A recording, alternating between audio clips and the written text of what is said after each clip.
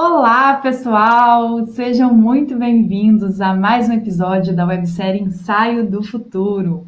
Como vocês já devem saber e está acompanhando, toda sexta-feira a gente tem um encontro aqui no canal da Voito, 1h30 da tarde, para a gente conversar com convidados sobre as tendências de inovação, transformação digital e um monte de coisa acerca do futuro, né?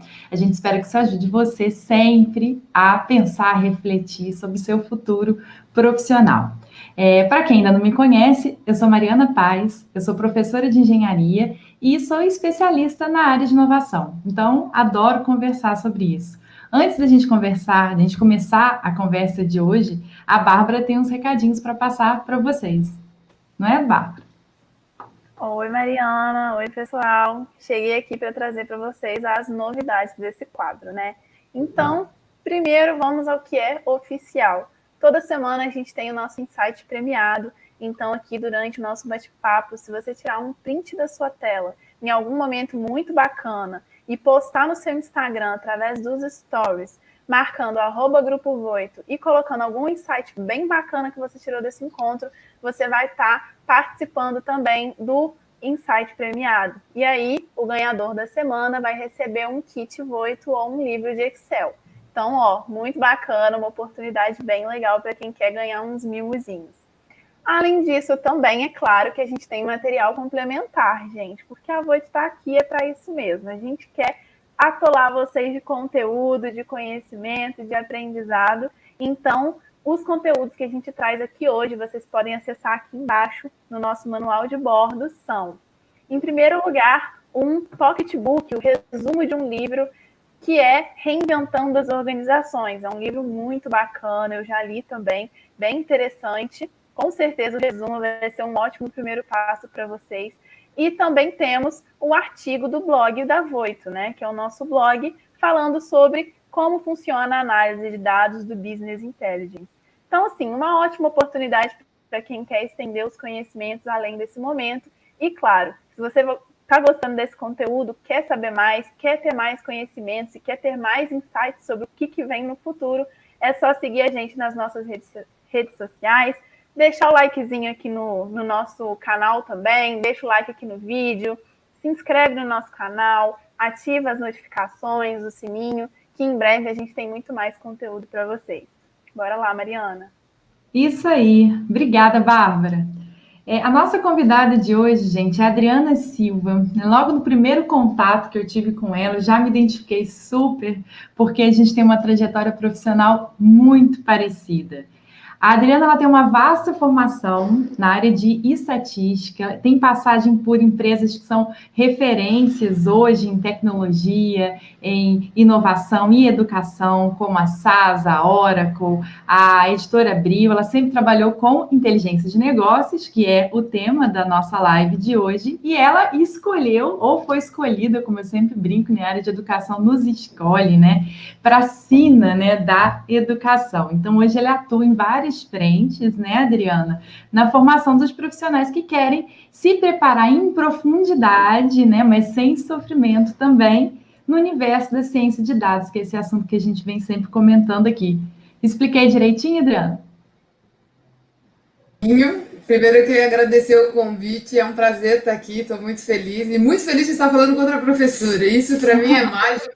E o mais legal é que são duas mulheres, né? Porque vamos combinar que na área de tecnologia o número de mulheres é muito menor e a gente tem que incentivar muito a gente a colocar mais mulheres na nossa área para a gente resolver os nossos problemas. Porque quando tem muitos homens, eles estão muito focados em resolver os problemas deles e quando a gente entra nesse meio, a gente começa a resolver os nossos também. Então, muito obrigada pelo convite e tudo que você falou está perfeito. E o meu foco é realmente, atualmente, na minha empresa, o foco é educação.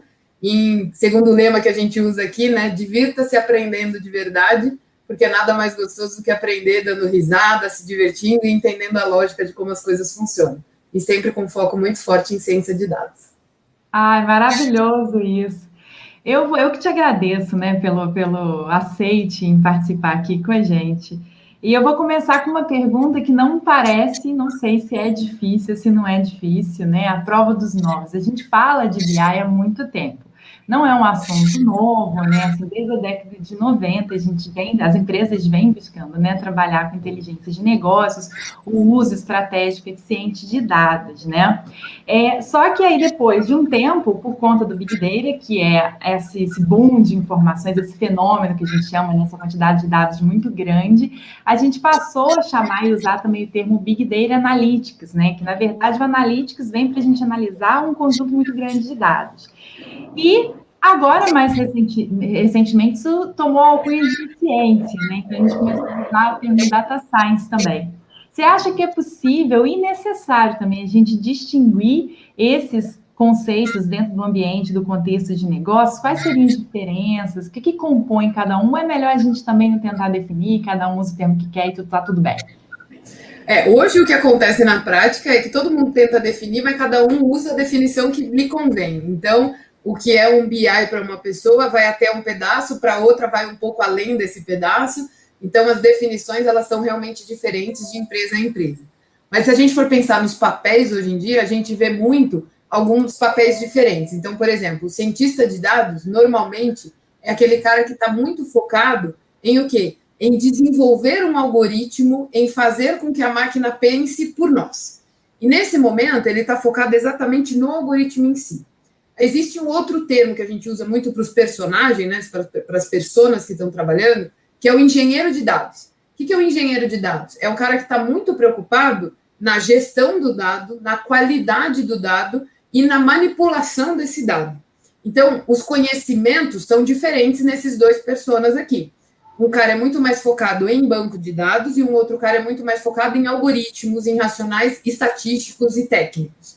Existe uma outra persona também, que é o que a gente chama hoje de DevOps, que é o cara que está preocupado em pegar esse algoritmo que alguém criou, na manipulação de dados que alguém fez e colocar isso para funcionar de forma automatizada. Então, existe já o DevOps de Machine Learning. O que é isso? É o cara que vai pegar o algoritmo que alguém fez e vai operacionalizar ele, ou seja, deixar ele funcionando automaticamente. Além disso, existem outros papéis, né? Que tem o BA, que é o Business Analytics, que ele está ali muito com o foco de pegar esse conjunto de dados e tirar insights. Então, ele é o cara que está sendo pago para articular junto com o negócio coisas que podem ajudar na melhoria. O que diferenciaria esse cara de um cientista de dados? E aí eu vou falar em algumas empresas, porque isso não é universal, né? Que nem a gente comentou, cada empresa usa um termo que lhe convém. Na situação aqui, o BI, o Business Analytics, ele está muito mais focado em gerar insights, enquanto o cientista de dados está muito mais preocupado em fazer modelo que performe bem. Esse cara, ele está preocupado em generalização. Aí eu brinco muito isso com meus alunos, né? Esse cara está preocupado em tentar ser Deus, porque ele quer prever futuro, mas Deus a gente não vai conseguir ser. Só que a gente tenta chegar o mais perto que a gente consegue. Estamos muito longe ainda, mas o mais perto que a gente consegue. Esse cara está focado nisso. Esse daqui, ele quer gerar insights, ele quer gerar discussão, ele quer gerar enriquecimento para o negócio. Então, se a gente for analisar, existem várias pessoas dentro do mundo de ciência de dados. Tem um analista de BI também. Esse analista de BI, junto com o BA, eles têm uma relação muito próxima. O BI, e também depende de empresa a empresa, normalmente está focado em analisar o dado daqui para trás, que já aconteceu no passado, e trazer insights através de dashboards e análises, onde a estatística vangloria, né? Porque tudo que virou um dashboard virou uma análise estatística, e a gente precisa interpretar isso e também trazer valor para o negócio. O BA, ele já vem um pouco com uma visão de tentar pensar no futuro, gerando insights. O cientista de dados, ele vem com o papel de estimar o futuro, não se preocupando com os insights. Por quê? Ele está preocupando em tentar ser Deus da forma mais perto dele, mas que nem sempre vai me garantir interpretação. Então, eu entendo esses papéis, cada um assumindo uma coisa, e o que é importante a gente ter em mente é que cada empresa adota uma nomenclatura diferente. Então, sempre quando eu chego em um cliente novo, em algum... Desculpa, gente, meu celular está falando comigo. Quando eu chego em um cliente novo, quando eu vou em algum outro lugar, a primeira coisa que eu faço é entender quem são as pessoas. Porque o nome, hoje em dia, cada um dá o nome que quer. Então, o fato é que é importante entender a tarefa. Se a gente entende bem o fluxo de ciência de dados, a tarefa fica clara, então, beleza, eu chamo esse cara aqui de BA. Ótimo, então esse cara está fazendo esse papel, esse outro está fazendo o papel de cientista de dados, esse outro está fazendo o papel do DevOps. E cada um assume um papel ali dentro, porque é realmente um trabalho em grupo. Não vamos trabalhar sozinhos, na nossa área não tem como. Eu também percebo isso, que assim, a questão do nome, que o pessoal fica discutindo muito, e assim, até nas formações mesmo, logo no início, todo mundo faz questão de colocar, né, as coisas mais ou menos em ordem, cada um sob o seu ponto de vista, mas eu acho que a gente precisou chamar de ciência de dados a partir do momento que cresceu tanto, que a gente precisou desses papéis separadinhos. Ninguém mais, eu acho que houve uma época em que uma pessoa ou um grupo pequeno de pessoas na empresa conseguia dar conta do recado todo. E aí, de repente, como foi crescendo muito, a gente precisou de especialistas integrados sempre, e aí isso virou uma ciência de fato, né? Mas eu também concordo, eu acho interessante a distinção que você fez quanto a essa questão do que é preditivo e do que é prescritivo e descritivo, né? A gente trabalhou durante muito tempo com prescritivo, com descritivo, que é o que a gente chamou de BI, análise de dados, enfim, inteligência de negócios, etc. E aí depois, eu acho que o pulo foi, né, a virada de chave foi a predição. A partir do momento que o pessoal falou assim, não, eu acho que vale mais a pena, talvez seja mais interessante, uma vez que tudo muda tão rápido, a gente começar a pensar mais no futuro do que ficar tentando se basear no passado. Já não está dando tão certo, em alguns casos, se basear no passado, né? E aí você é filha de estatística. Eu achei o máximo, que foi uma grande coincidência. A gente já recebeu vários convidados aqui, todo mundo falando de data science, cada um sob a sua ótica. Então, a gente teve gente de TI falando mais da parte de computação, a gente teve engenheiros, né, que falam mais sobre essa ótica de negócios em si, né? E aí, quando a gente fala de descritivo, de prescritivo, de predição, a gente invariavelmente está falando de estatística. Então, vai ser ótimo agora a gente ver o ponto de vista de uma pessoa de estatística. Então, a gente já sabe que BI, ou qualquer que seja o nome, é fundamental para qualquer setor. Então, na sua opinião de estatística, né, quais ferramentas que todo profissional ele tem que dominar nesse mundo, nesse novo universo? Então, a estatística, que também é um assunto relativamente antigo, já, né, tipo assim, ajudou a gente há muitas décadas, né, em termos de negócios. Ela também está diferente, assim como a BI está? A estatística ela vem evoluindo muito. Então, o que eu entendo, né? Para um estatístico poder trabalhar, ele vai precisar de recursos. E esses recursos são os softwares que você acabou de comentar. Então, quando a gente pensa, eu quero fazer um modelo, que nem você falou aí do prever, eu quero fazer um modelo para eu entender quantos dos meus produtos eu vou vender no próximo mês. Beleza, eu vou fazer um modelo que eu posso usar vários algoritmos diferentes. Algoritmo é a técnica estatística funcionando por si só. Então, eu posso fazer um modelo de séries temporais, eu posso fazer um modelo tipo o Random Forest, o Gradient Boosting, e eu tenho várias técnicas que me permitem chegar neste mesmo objetivo. No momento em que eu tenho uma técnica, eu vou precisar de suporte de alguém, e esse alguém é o que eu chamo do meu pau mandado, que é o computador. Então, o meu pau mandado vai fazer as ordens que eu mandar para ele. E esse alguém, ele precisa ter um software, né? Esse computador vai precisar de um software para fazer isso. Os mais usados hoje em dia são o R, que é o open source, o Python, muito usado também, open source, o SAS, o SPSS. Então, existe uma camada aí de softwares que os estatísticos, né, os cientistas de dados utilizam para conseguir chegar nesses algoritmos para fazer uma previsão. Então, hoje eu diria que os mais importantes são os dois que estão em voga, muito usados na maioria das empresas, que é o R e o Python. Em contrapartida, é muito importante a gente conhecer outras ferramentas também. Então, por exemplo, para um cara que está trabalhando em ciência de dados, é interessante ter essa parte de visualização dos dados, de saber contar uma história com aquilo, e aí o BI entra com força. E no momento que o BI entra com força, é interessante ter um Power BI, um ClickView, ou um Shine, que é o do R. Ou seja, mesmo sendo uma ferramenta de visualização, a maioria, as mais conhecidas, são software pagos, que a empresa paga por aquilo. Mas a gente também pode utilizar o open source. Um Shine, por exemplo, é uma ferramenta open source que trabalha junto com o R, que é essa ferramenta dos estatísticos, vamos dizer assim, aonde que me permite criar esses dashboards, essas análises, para que tenha uma certa interação com aquele dado. Então, hoje eu diria que para um estatístico e para qualquer pessoa que trabalha com ciência de dados, é muito importante conhecer as ferramentas R e Python, que são as mais usadas e as que estão mais em voga. E vale lembrar, vou puxar a sardinha aqui, que a Voito tem curso de quase tudo isso, dessas ferramentas que ela falou, tá disponíveis aí, tá, gente? Eu brinco sempre, eu oriento muito TCC, essas coisas assim, ciências de dados, e eu sempre observo isso. O nó, o gargalo está sempre na estatística e na matemática, porque aí o aluno ele vai encontrar scripts prontos para quase qualquer problema que uma empresa tem, vai no GitHub, fuça no Stack Overflow e se vira na parte de computação muito fácil. Mas aí quando começa a apertar, eu viro assim, você vai ter que visitar um cara que se chama Montgomery, vai ter que visitar uns livros dessa grossura aqui de estatística, você entender e, de fato, saber falar do que você está falando. Eu acho que isso daí é o pulo do gato pro profissional que quer realmente ser referência nessa área.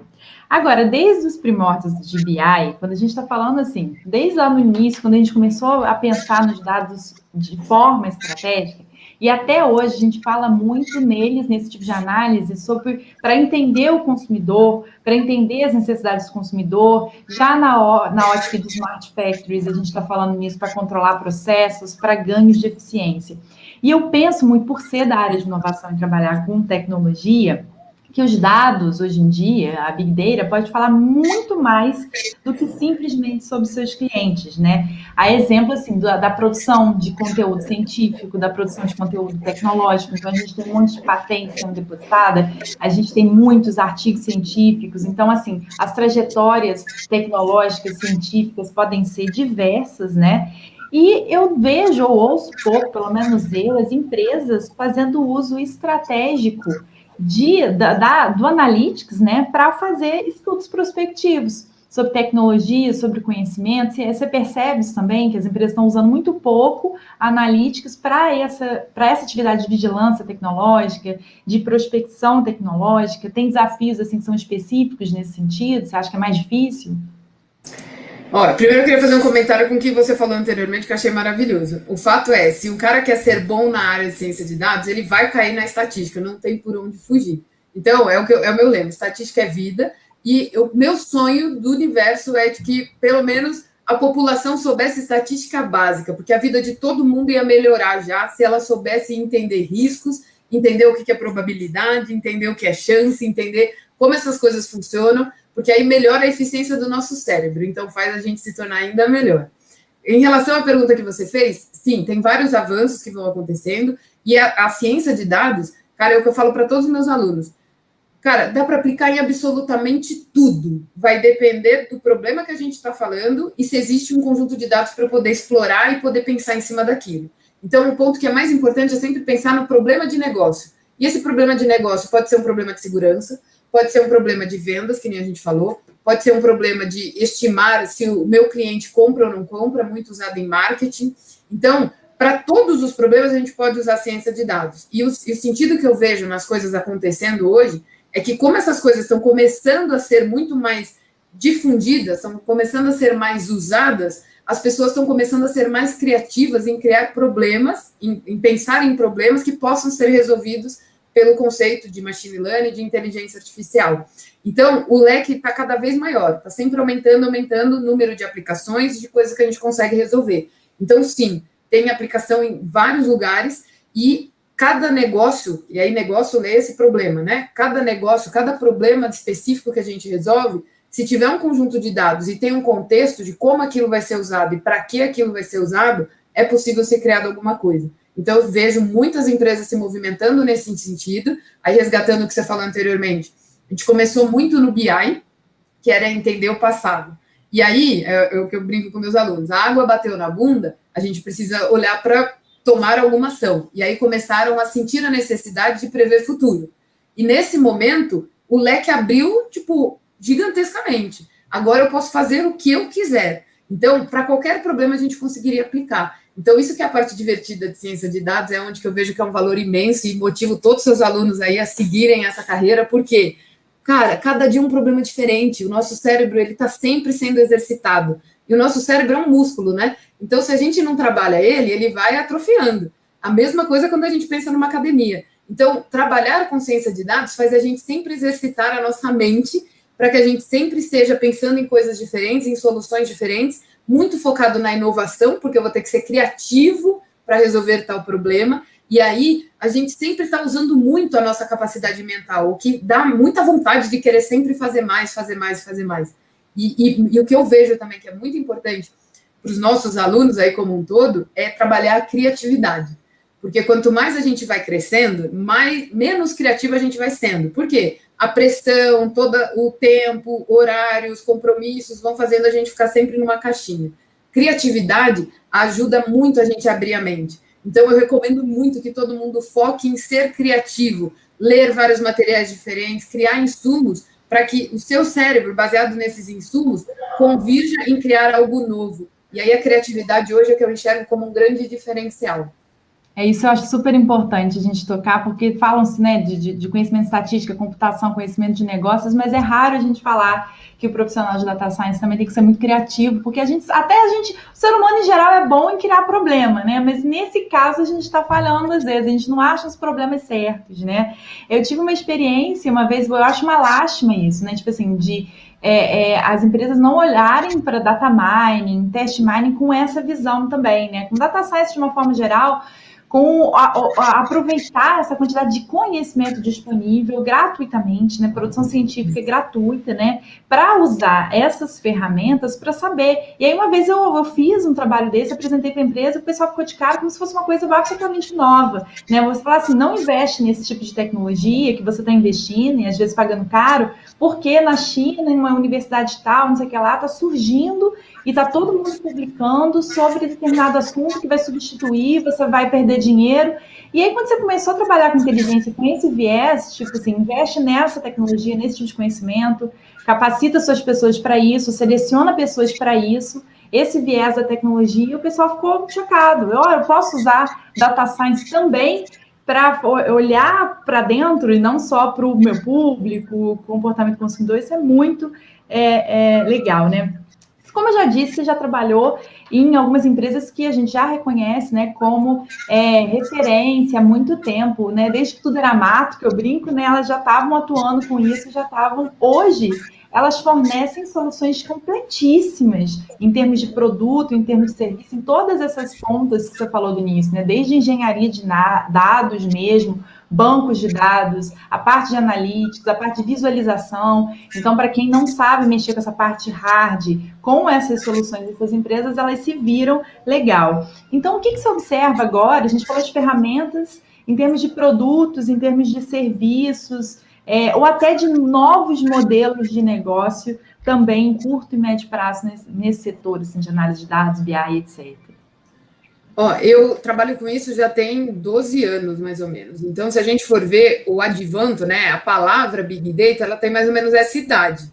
Porque o primeiro artigo onde trouxe o conceito do Hadoop foi em 2003. Então, a gente está falando de 17 anos, quando se começou a pensar nessas estruturas de grandes volumes, onde o Google e o Yahoo, eles trabalharam fortemente em criar esse conceito do Hadoop, e com isso a gente trouxe várias novas tecnologias que foram sendo criadas junto com essa nova visão, né? Nesse momento, o que eu percebia, né? Quando eu comecei a trabalhar, a palavra mágica não era Big Data nem Machine Learning, era Data Mining, que nem você falou agora. E o Data Mining era super popular e todo mundo falava desse negócio, mas a sensação que eu tinha, logo que eu saí da universidade e comecei a trabalhar, a sensação que eu tinha é que todo mundo falava, mas ninguém sabia o que era. Era tudo muito mal explicado e era tudo muito nebuloso. Quando eu comecei a estudar realmente a fundo e entender a lógica, eu falei, cara, isso aqui é estatística, mano. O que a gente está falando aqui? Estatística pura. Só que numa visão um pouco diferenciada, que é o conceito de ser capaz de generalizar. E é o tentar ser Deus de alguma forma um pouco mais eficiente. Nesse momento, o foco, e aí eu olhando a minha trajetória e vendo o que aconteceu, né? O foco era muito em fazer um modelo bom que tivesse boas predições. Beleza. Só que a gente ainda tinha ineficiências por conta das capacidades computacionais. Mas, o que aconteceu? A galera criava um modelo bom, mas não conseguia automatizar isso. E aí, depois de uns anos, diga-se aí alguns 6, 7, 8 anos, eu estou pensando do meu momento de formada, que foi em 2005. Passou uns 6, 7 anos, começou-se a trazer os termos Big Data, Machine Learning, só que o foco agora era, beleza, a gente já sabe fazer o modelo, porque o data mining é o que a gente chama hoje de machine learning. Só que a gente não consegue colocar isso em produção em tempo hábil, em velocidade. Então, vamos começar a focar em DevOps, que é o desenvolvimento, que é operacionalização. E aí, a área de DevOps começou a fazer um boom gigante. Nesse momento, quais eram os profissionais importantes? Um cara que manjava muito de banco de dados, um cara que manjava muito de sistemas operacionais, que manjava muito de computador, para garantir que aquilo ali vai rodar de forma consecutiva. O que está acontecendo agora? Isso está muito em voga ainda. Mas o que está acontecendo agora? As pessoas estão percebendo que, dadas as necessidades que a gente tem, a gente precisa ser mais criativo, criar coisas novas. Então, a gente começa a pensar em novas técnicas. Para você ter uma ideia, tem algoritmos que a gente usa hoje diariamente que eles têm menos de 5 anos de vida. Então, quer dizer, as coisas estão muito recentes. Por isso que eu falo que o nosso perfil tem que ser muito criativo e muito curioso. Porque se eu não sou curioso, eu não consigo acompanhar a criatividade da galera. Porque a galera está criando o tempo inteiro, e isso é muito mágico. Então, as duas coisas que eu enxergo que estão muito em voga hoje é a gente pensar em aprender esses algoritmos, e aí tem a galera criando esses algoritmos todos, e a gente tem que aprender para usar isso no nosso dia a dia. O DevOps, ele continua sendo muito importante, porque eu preciso operacionalizar essas coisas e deixá-las funcionando por si só, mas o que eu entendo que vai voltar muito à tona é o quê? Negócio. Se eu não coloco dentro de um contexto, nada disso que a gente está desenvolvendo vai funcionar. Então, o que eu venho sentindo hoje é que as pessoas estão muito focadas em fazer um bom algoritmo. Infelizmente, muitos não sabem como a técnica funciona e aí sofrem, porque tem medo da estatística. 2, estão muito focados em operacionalizar, mas operacionalizar o quê? Se não é tão bom assim. E o que está faltando aqui é esse elo dessas 2 caras com o cara de negócio. Porque se o cara de negócio, que é o dono do problema, não está envolvido, ele não vai usar o que você está criando. Então, o que eu enxergo que é um próximo passo é começar a misturar essas coisas. Porque até agora foram coisas como se fossem individuais. Ah, beleza, vamos fazer modelo. Ah, beleza, esse modelo aqui está pronto, agora vamos focar em colocar em produção. Esse daqui ficou parado. E aí, fiz um modelo que ninguém quer usar, aprendi a colocar em produção, mas ninguém quer usar, como é que vai ser essa junção? Então, eu acredito que a nossa evolução está caminhando para um momento de união. União desses perfis, união das necessidades, união dos contextos, das técnicas, das tecnologias, das ferramentas, para que tudo isso funcione realmente de uma forma maestra, né? De uma forma bem feita. Então, eu enxergo que o próximo passo, o que eu acredito fortemente, é que vamos começar a trabalhar fortemente em unir esses universos. Porque a gente já tem muita tecnologia, a gente já tem muitos algoritmos, mas sem essa união o negócio não vai funcionar. E eu enxergo que as empresas estão caminhando para isso, e isso é muito maravilhoso, eu fico muito feliz. Eu tenho mais um monte de pergunta para fazer, eu acho que tem uma série de coisas que estão acontecendo, sobre principalmente essa questão da dinâmica que você comentou, mas eu acho que provavelmente a gente tem muitas perguntas aqui, e aí eu queria chamar a Bárbara para a gente resolver a questão do pessoal participando, estou vendo que tem bastante pergunta aqui, e aí depois, se der tempo, ou então a gente marca outro bate-papo também, se não der tempo. Pode marcar. Oi, gente, cheguei. E, assim, as perguntas aqui, elas estão super estratégicas, muito bacanas mesmo.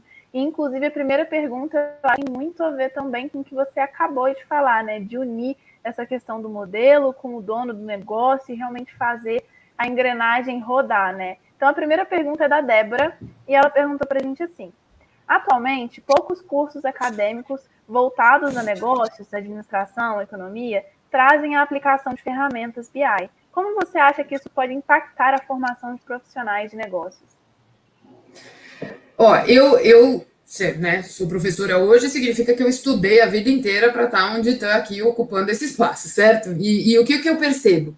E o que eu fui aprendendo assim na minha mente, como as coisas funcionam? Uma universidade, um curso, ele normalmente tem um objetivo que é te dar uma visão de como aquilo funciona. Para eu aprender de verdade, eu vou precisar das famosas horas bundas. Eu vou ter que me dedicar e eu vou ter que ficar ali em cima, me esforçando e entendendo aquele conceito.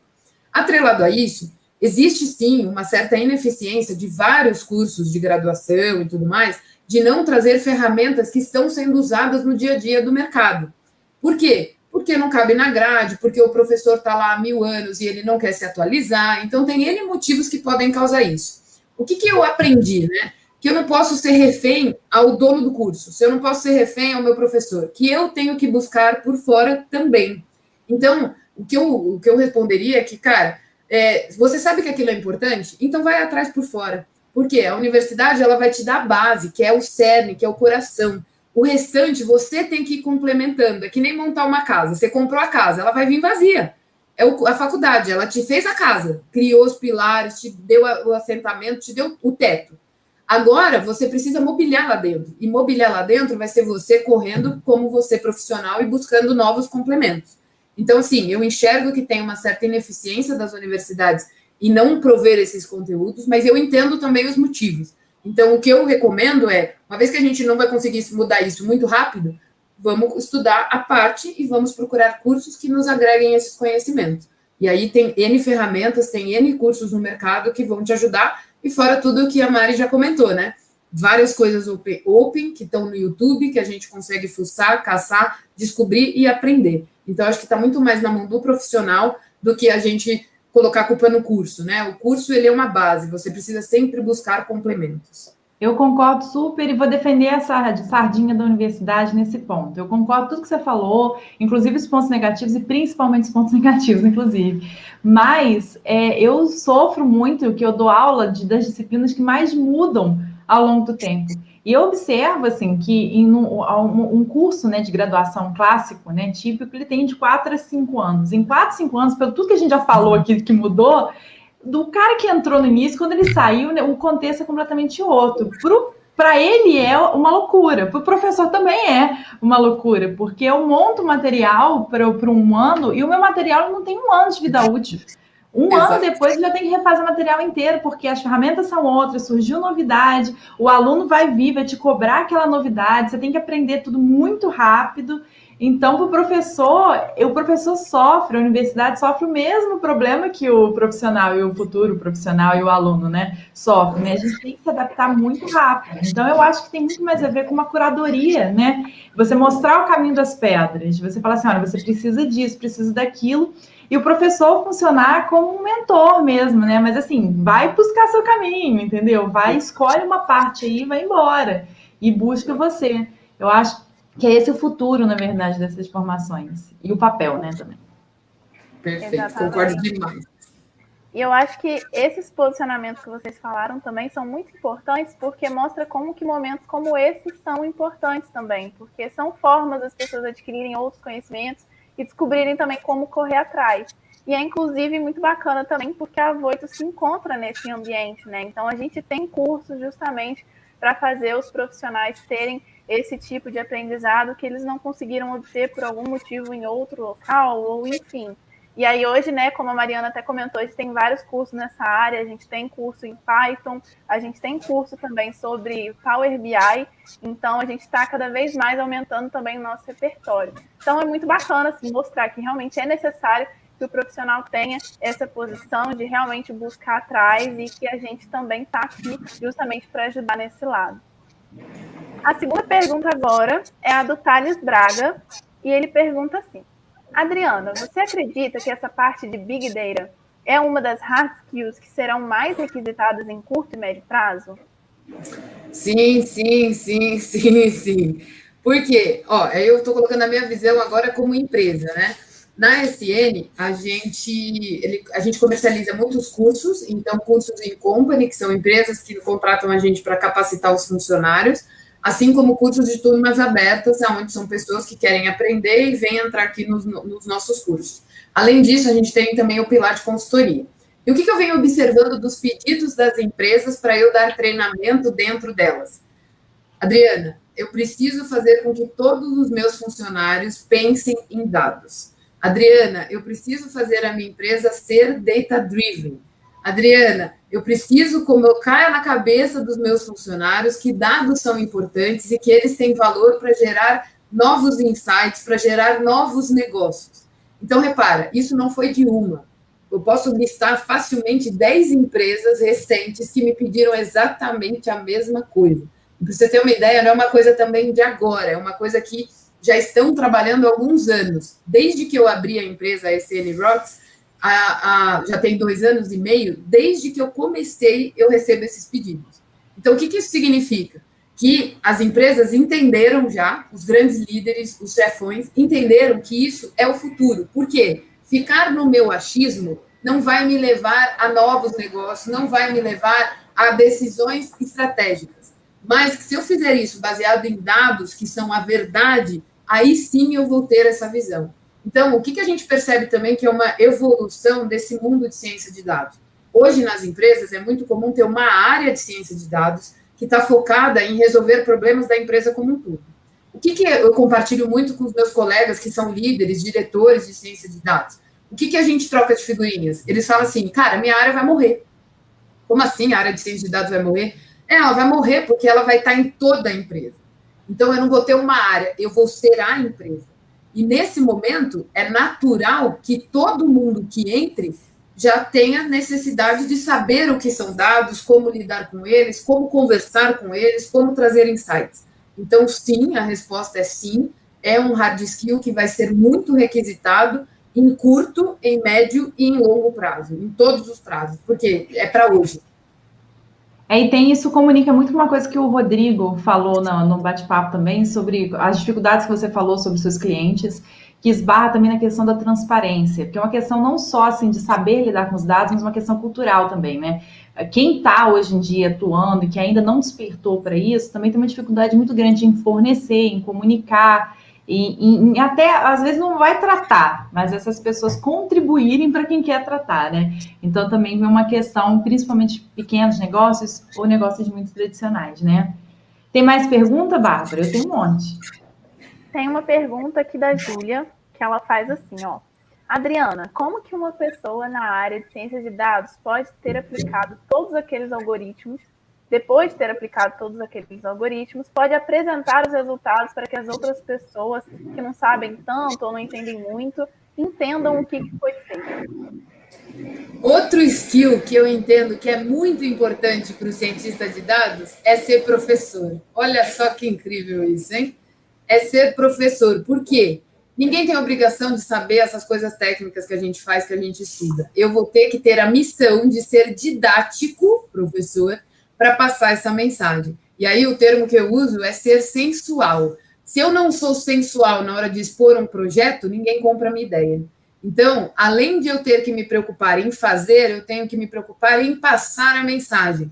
Então, o que eu posso dizer? Cara, nesse ponto, eu estudo muito em tentar sempre ser o mais sensual possível em sala de aula. Como? Trazendo exemplos simples. Então, por exemplo, eu explico um algoritmo de machine learning com laranja e mexerica. Todo mundo entende. Eu explico o conceito de Hadoop com bolinhas. Todo mundo entende. O que é isso? Eu estou permitindo que todo mundo tenha acesso àquilo. E vai fazer parte, sim, do profissional ser capaz de explicar o que ele fez. E ele vai ter que ser o quê? Criativo. E aí, se eu puder fazer uma recomendação aqui, eu recomendaria vocês fazerem um curso que chama Reaprendizagem Criativa, do Murilo Gun. Ele é muito bom e ele faz com que a gente pense fora da caixa. E isso faz parte. Pensar fora da caixa vai fazer com que você seja didático para contar o que você fez, que é super complexo, de uma forma simples e mais natural para aquele indivíduo. Então, pensando nessa pergunta, eu posso relembrar de um caso que eu me diverti muito fazendo, adoro trabalhar com isso. E aí eu estava fazendo um modelo de cluster, que eram agrupamentos, e o meu cliente, ele adorava videogame. Adorava videogame, só falava de videogame. Todos os almoços a gente ficava falando de videogame.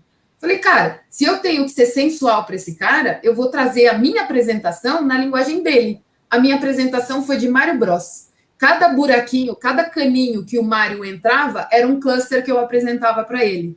E aí eu contava toda a história de negócio, brincando, jogando um jogo de Mario Bros. Então, o que isso quer dizer? Criatividade junto com didática e junto com entender o que é importante para o meu cliente para que eu venda o peixe da forma adequada. Então, esse lance de comunicação, olha quantos skills a gente já falou aqui, né? Esse lance de comunicação é um skill também que é muito importante para o profissional do futuro, o profissional de agora. Eu acrescentaria só uma coisa que tem a ver com um comentário que a Magá Magalhães fez aqui, né? Que é você ter um poder de síntese muito grande, porque às vezes você vai ter que dar uma volta ao mundo para desfazer as suas descobertas e tal, mas a pessoa também não vai querer saber todo o caminho que você fez, além das técnicas, né? E ela colocou um negócio muito interessante aqui. Ela falou assim: qual que é a percepção de vocês para o mundo real que fica gerando dashs em Excel com 500 mil KPIs, né, 300 indicadores, achando que isso é análise. Isso aí o pessoal até colocou aqui, né? Pois gerar insights é outra coisa. Aí fica aquele mundo de gente controlando, tratando dados na empresa o dia inteiro, mas ninguém pensa nos dados. Ninguém para refletir o que aquilo ali está dizendo. E, às vezes, metade daquilo não precisava nem estar sendo acompanhado. Eu lembro de uma entrevista que você deu, Adriano, que eu assisti, que é o matar uma formiga com canhão. Eu acho que traduz perfeitamente o que ela está dizendo. Tem um meme que eu acho perfeito. É a definição da frase, essa daí que vocês colocaram agora, que é o quê? É um monte de relatório, é um negócio gigante, assim, ó. Relatório, um monte de gráfico, um monte de análise, um monte de não sei o quê, e no final é um indicador que é o percentual de pessoas que estão entendendo esse relatório. E aí ele tá 0%, ninguém está entendendo nada. E isso não é gerar insights, é exatamente o ponto. Então, o que eu percebo? Trabalhar com dado, lembra lá que eu falei que eu entendo que o futuro é a junção das áreas? Se eu coloco um cara só para ficar moendo o dado, ele está moendo, mas não sabe nem por quê, nem para quem. Está faltando negócio, está faltando estratégia. Então, esse futuro dessa junção é muito para a gente sanar esses problemas. Do tipo, cara, não adianta eu ter 500 mil KPIs se nenhum está trazendo a informação rica que ajuda alguém a tomar uma decisão. Não adianta eu ter um dashboard pronto se ele não está contando a história que o meu cliente, que é o dono do problema de negócio, que é o cara que está ali com a água batendo na bunda, não vai ajudar ele. Então, não adianta nada. Dados sendo mal utilizados, eles não servem para nada. Dados trazendo análises que ninguém olha, não servem para nada. A analogia que eu faço é de um livro. Se eu compro um livro que tem um monte de análise, tem um monte de coisa, mas está fechadinho na minha cabeceira e eu não li, ele não mudou nada em mim. Para eu ler, ele tem que ter uma motivação para eu ler. E a motivação para eu ler, ela é minha, conforme a minha necessidade. Então, entenda a necessidade do cliente para você criar alguma coisa que tenha valor para ele. Se não tiver valor, vai ser mais uma coisa descartável. E aí, olhando nas experiências passadas em consultoria, quantos projetos eu já não vi a galera gastar milhões, não é R$1, R$2, não, milhões de reais, e ninguém usar. Por quê? Porque faltou negócio. Isso tem a ver com uma pergunta que eu queria te fazer, mas eu acho que a gente estourou o tempo, né, Bárbara? Acho que vai ter que ficar para a próxima, né? A gente pode fazer um mistério, então? Olha, se for mesmo, a gente já faz o próximo encontro aí. Quem quiser acompanhar vai ter que assistir também para saber a resposta, né, Mariana? Pois é, porque assim, só fechando, né, isso daí, então, fazendo um comentário sobre essa questão, é a dificuldade que eu acho que eu percebo, né? Muitas empresas que elas estão atentas, né, a essa questão de precisa de BI, precisa de data science, precisa fazer uso útil de dados. Tem muitas soluções, algumas soluções, elas, embora sejam muito completas e acessíveis em termos de conhecimento, competências, elas são caras e elas são trocadas muito rápido. É mais ou menos a mesma questão que a gente falou do ensino, da universidade. Em um horizonte de 5 anos, muita coisa mudou. Para a empresa também. Só que ela, no caso dela, ela investiu muito em determinadas soluções que ela precisou desse tempo para aprender a usar e não, e às vezes já mudou, já melhorou e tal. Então, assim, não sei, a gente pode deixar, eu acho que isso aí é um assunto, mas uma reflexão é assim, talvez um desafio é como que essas empresas que não têm tanto recurso assim como uma grande empresa pode usar a data science de uma forma eficiente, né? Não gaste dinheiros, recursos absurdos que não tem, às vezes, para uma coisa que vai mudar muito rápido, né? Acho que essa questão dos profissionais que você falou, eu acho que é a grande resposta. Se a gente tiver pessoas atentas, curiosas, criativas, pode mudar o que for as ferramentas, né? E rápido, porque as pessoas vão estar ali. E o pilar são, e sempre será, né? Tipo assim, as pessoas.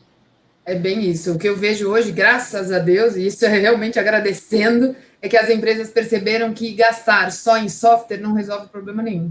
Não adianta eu ter uma máquina lá, não adianta eu ter o melhor software do mundo, não vai resolver problema nenhum se eu não tiver seres pensantes, seres criativos e seres curiosos e engajados na minha empresa, né? De me trazer essa busca, esses resultados. Então, isso é muito verdade o que você colocou agora, Mariana. É necessário que tenhamos cérebros brilhantes, e cérebros brilhantes são essa galera que vocês estão educando, são todo mundo que a gente está contagiando aí, para que eles tragam a inovação, porque uma ferramenta não vai resolver todos os problemas. Sempre vai precisar de alguém aqui, ó. E somos nós que fazemos a diferença, né? Perfeito. Se deixar, são duas professoras falando, gente. Se deixar, a gente vai falar o dia inteiro aqui. Então, o professor é complicado. A gente temos insights, a gente já tem vários insights, na verdade, aqui, né? Temos mais, Bárbara? Muitos insights, mas assim, uma coisa que eu gostaria de falar, que eu fiquei até arrepiada, meu braço aqui, ó, subiu inteirinho, foi quando a Adriana estava falando a questão de usar mesmo a criatividade para apresentar essa ideia e se adequar ao que o cliente vai entender, ao que o cliente vai absorver, porque é exatamente isso que vocês falaram. A gente pode ter um mundo de dados, um mundo de análises, se a gente não tira insights disso, que se as pessoas não entendem, não adianta, não serviu para nada, foi basicamente um dinheiro que foi gasto não foi utilizado da forma correta, né? Então, assim, são vários insights nessa questão do Big Data, como que a gente pode atuar, várias hard skills, soft skills que a gente comentou aqui agora também. Então, criatividade. Lembrei também, inclusive, de um episódio que a gente teve com a Marta Gabriel, em que ela comentou que uma das habilidades do profissional do futuro é o pensamento crítico aliado à criatividade. Então, você realmente ter essa questão de pensar diferente, mas também, claro, com aquele senso crítico de saber o que é importante, o que não é, o que deve ser colocado ou não. Então, assim, foram muitos insights bem bacanas. E quem quiser conferir tudo também, é só acessar o nosso manual de bordo. Obrigada, Bárbara. Adriana, muito, muito, muito obrigada. Infelizmente, a gente vai ter que encerrar essa live. Eu espero que ela não seja a última, né? Seja a primeira de muitas visitas suas aqui. O pessoal, olhei aqui os comentários. Agora, no finalzinho, o pessoal adorou a sua visita. E, mais uma vez, eu agradeço a sua participação e sucesso nessa trilha que eu conheço e a gente sabe que é árdua aí da educação, mas que também é muito compensadora, né? Muito, exatamente. Muito obrigada pelo convite, agradeço muito a recepção, foi maravilhoso, adorei o bate-papo. Mariana, já virei sua fã, vamos seguir nos falando. E quando precisarem, estou à disposição. E boa sorte aí para todo mundo que está nos assistindo. Vamos seguir estudando, porque, olha, mesmo as professoras aqui, a gente não para de estudar nunca, porque cada dia é uma coisa nova, que nem ela comentou. Em 5 anos tudo muda muito e a gente precisa estar sempre atualizado. Então, a palavra estudar, ela é eterna. Todos nós devemos ser sempre eternos estudantes. Então, muitíssimo obrigada pelo convite e vamos seguir estudando.